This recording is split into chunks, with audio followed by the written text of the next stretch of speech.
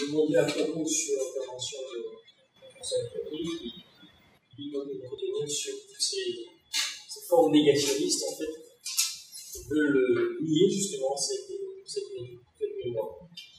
Merci. Je voudrais juste revenir un instant sur les propos aimables du modérateur qui nous qualifiait de spécialiste.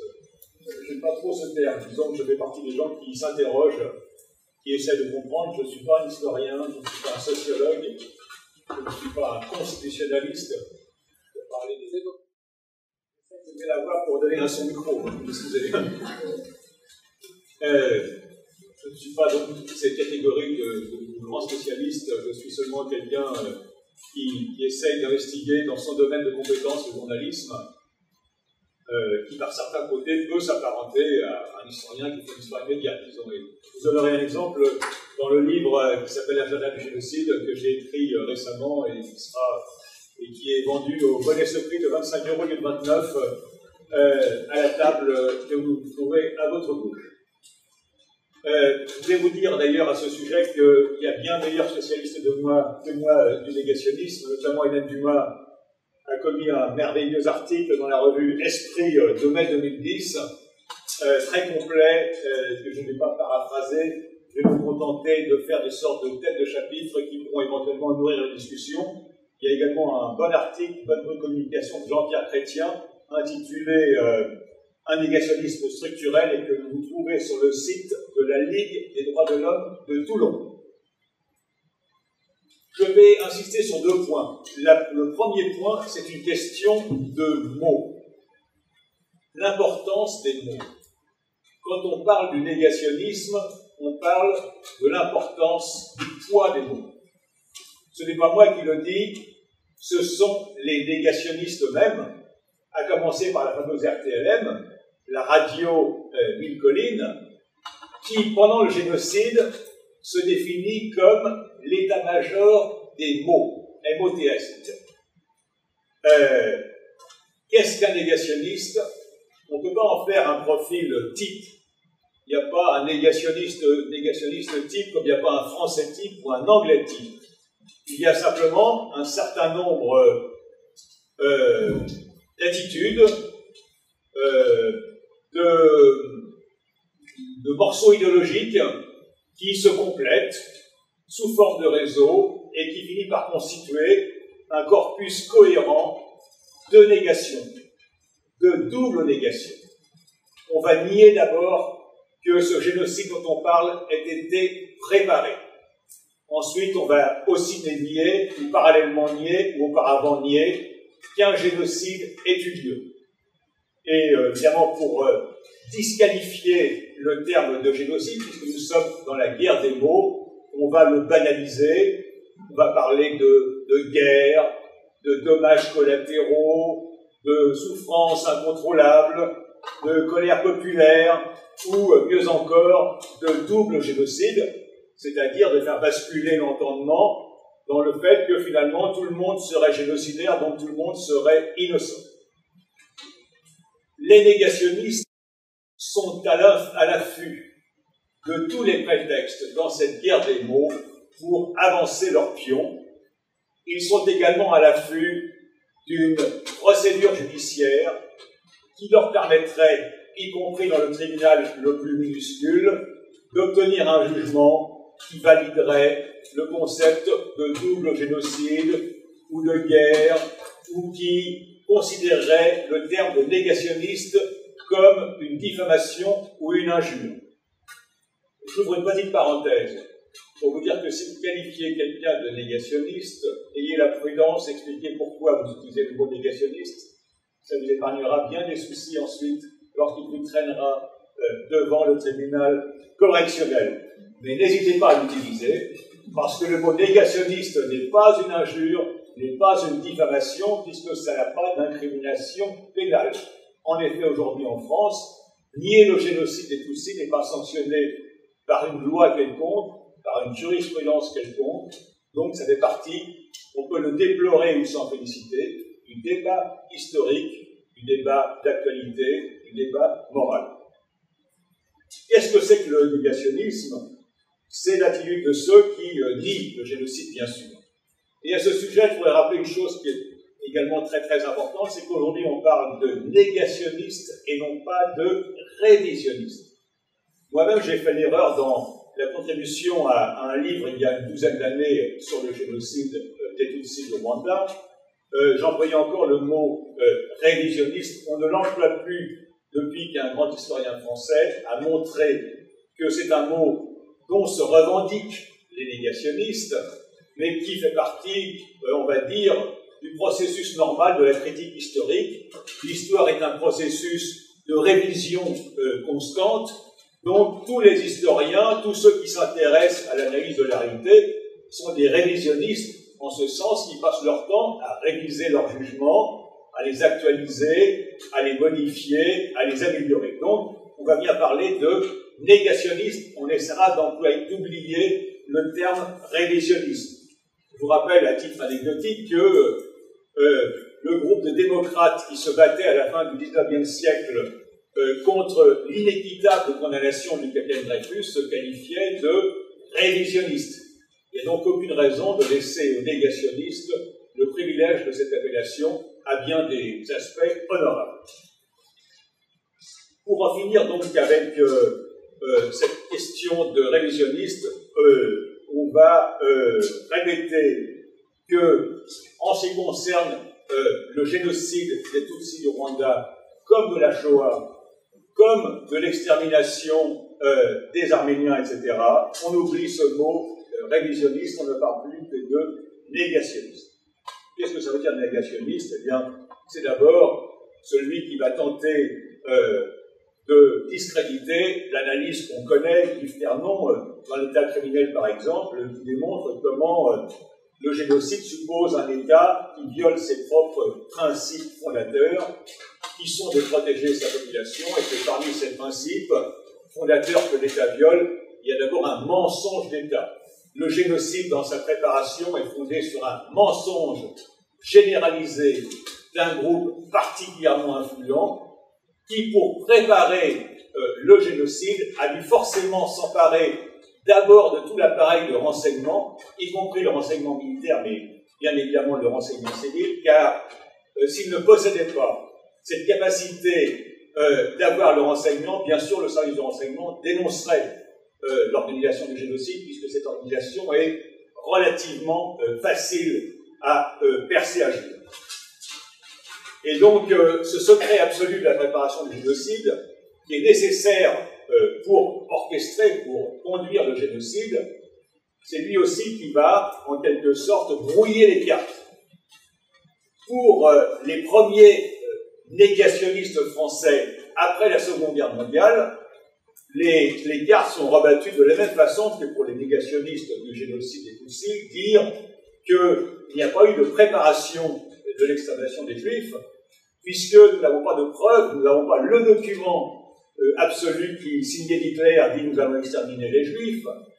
Et puis deuxièmement, autre argumentation exprimée d'une façon tout à fait explicite par les négationnistes français, pas un seul Juif n'aurait été tué sur les ordres d'Hitler. Hein. C'est pratiquement entre guillemets, je cite de mémoire, mais c'est ce qu'on lit, par exemple, chez Forisson.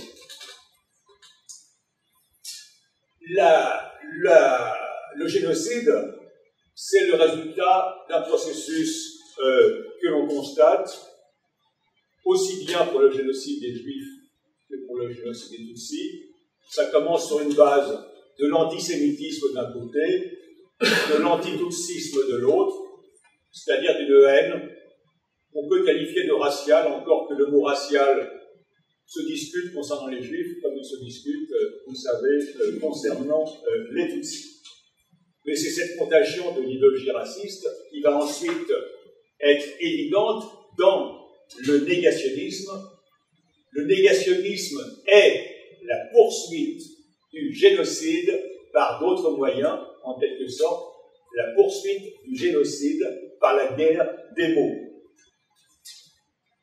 Et en France, en particulier, ce négationnisme est puissant parce que nous avons affaire à un négationnisme d'État que l'on constate dans un discours de François Mitterrand à l'automne 1994, lorsque dans le texte qu'il doit lire au sommet franco-africain se trouve le thème du double génocide, tel que l'on retrouve dans la bouche du secrétaire général de l'Élysée, Hubert Véry, jusqu'à ce jour, ou dans la bouche de Villepin, et surtout dans celle des militaires français.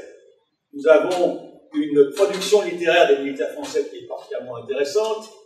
Il y a le livre du colonel Hogarth, Les larmes de l'honneur. Il y a le livre du général Lafourcade, L'opération turquoise. Il y a surtout, on va dire, un diamant. C'est le livre du général Tauzin qui est paru il y a quelques semaines. Je demande Rwanda, je demande justice pour la France et ses soldats. Pour ne pas être diffamatoire, on va dire que le général Tauzin n'est pas le plus malin de la bande. Et c'est ça justement qui est intéressant parce que l'aversion pour les Tutsis se lit à livre ouvert. Et on voit donc que parmi les forces armées rwandaises avec lesquelles il collaborait dans le cadre de l'opération Nord-Roi d'abord, et ensuite dans l'opération Turquoise, où l'interface entre l'armée rwandaise et l'armée française était le colonel Anatole Nsengiyumba, condamné à perpétuité en première instance par le tribunal pénal international pour le Rwanda, eh bien, les hauts gradés français, enfin certains hauts gradés, ceux qui ont le droit de s'exprimer, du ministère de la Défense, expriment la même chose que ce qu'on entend à Arusha lorsque Bagosora, Nsengiyumba et d'autres s'expriment dans leurs propos négationnistes du génocide des Tutsis. Donc un problème spécifiquement français qui fait que le négationnisme a une dimension particulière dans notre pays. Je rappelle aussi que ces réseaux négationnistes s'appuient sur des documents judiciaires, ce à quoi ils aspirent toujours, aussi bien les négationnistes de la Shoah que ceux du génocide des Tutsis, cherchent, je vous l'ai dit, des actes judiciaires qui leur apporteraient une caution historique, une caution morale, et le premier acte judiciaire de cet ordre, c'est évidemment l'ordonnance du juge Bruguière, qui réécrit effrontément l'histoire du Rwanda, et tout à fait dans la logique négationniste que lui ont confié le témoin, entre guillemets témoin Bagosora, qu'on entend à Arusha religieusement, le témoin Nsengiyumba qu'on entend à Arusha, les autres génocidaires présumés, il ne faut pas qu'on ait effectivement, on va donc avoir cette précaution de langage, que le juge Bruguière croit comme parole d'évangile,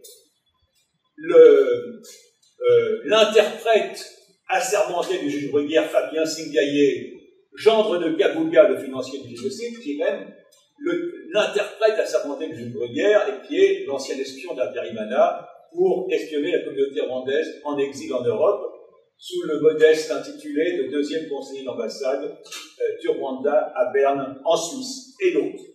Mais on ne va pas ici revenir en détail sur le travail du juge Bruguière, qui est, il faut quand même le dire en passant, un monument de négationnisme.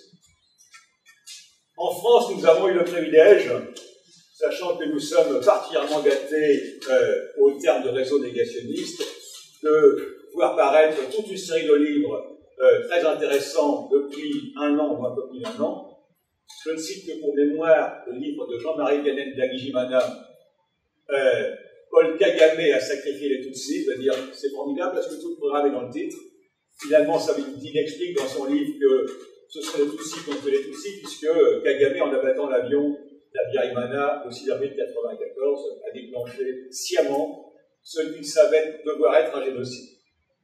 Je rappelle aussi que toute la discussion autour de cet attentat du 6 avril 1994 est en quelque sorte le socle du négationnisme pour réécrire l'histoire du Rwanda comme si, après le 6 avril 1994, une colère populaire spontanée massive et néanmoins très bien armée, très bien organisée, avait déclenché entre voisins l'extermination des Tutsis, du fœtus jusqu'au vieillard grabataire. Il faut dire un mot des 4 autres livres, je ne parlerai pas plus d'Agijimana pour différentes raisons, mais des 4 autres livres qui sont particulièrement intéressants, notamment celui du sociologue français André Ishawa, qui se présente un peu comme un pape de la réflexion et de la connaissance sur le génocide du Rwanda et qui a publié il y a un peu plus d'un an un livre qui s'appelle « De la guerre au génocide ». Il est expert auprès du tribunal pénal international depuis 1996. L'une des thèses de Ndagijimana, c'est de dire qu'il n'y a pas eu de préparation du génocide. Le génocide a commencé autour du 12-13 avril 1994. Le sociologue Nishawa ne nous explique pas d'où viennent les 100 à 150 000 cadavres de Tutsis qui jonchent déjà le territoire du Rwanda avant le 12 ou 13 avril 1994. Alors, je vais vous épargner le détail parce qu'il y a des interviews très intéressantes de Nishawa à la radio, notamment interrogées par Daniel Mermet dans l'émission de France Inter, là-bas, si j'y suis, du 13 décembre 2010. Je vous invite à l'écouter, c'est quand même très très intéressant. Je ne suis pas en train de vous dire que André Nishawa est un négationniste, il est beaucoup plus futé que ça. Je veux dire simplement qu'il apporte sa pierre à la construction d'un ensemble théorique et idéologique du négationnisme qui prétend que ces génocides est le résultat d'une colère populaire spontanée. Moins prudent que Nishawa, l'historien négationniste, là on va employer le terme très clairement, Bernard Lugan, qui a été, il faut se le rappeler, le professeur de Naïmana à Boutaré lorsqu'il résidait là, dit dans la revue Média, la revue fondée par M. Robert Ménard, que vous connaissez par ailleurs, et Hervé Beguine, dont on va parler dans un instant, que le tribunal pénal international a décrété qu'il n'y avait pas eu de préparation du génocide. Voici ce que dit M. Bernard Lugan, qui lui est un véritable historien, puisque c'est son métier, et qui a oublié quand même de lire les textes, puisque je vais quand même vous lire quelque chose. Ça va prendre 2 ou 3 minutes de mon temps, mais c'est important. Le jugement d'Agosora, qui est le jugement emblématique à Arusha, c'était l'accusé le plus important. Il est accusé d'avoir été le grand organisateur du génocide sur le plan militaire, sur le plan de la défense civile, mais il n'a pas été condamné pour entente en vue de commettre le génocide. Il n'a pas été condamné pour cette incrimination. Il y a plusieurs raisons à cela. L'une des raisons, c'est que quand on a créé le tribunal pénal international pour le Rwanda, les représentants de la France au Conseil de sécurité ont demandé que le mandat du DPIR ne commence que le 1er janvier 1994 jusqu'au 31 décembre 1994. La raison principale de cette demande est qu'ils ne voulaient pas qu'on mette en cause l'armée française qui avait quitté le Rwanda au plus tard le 31 décembre 1993.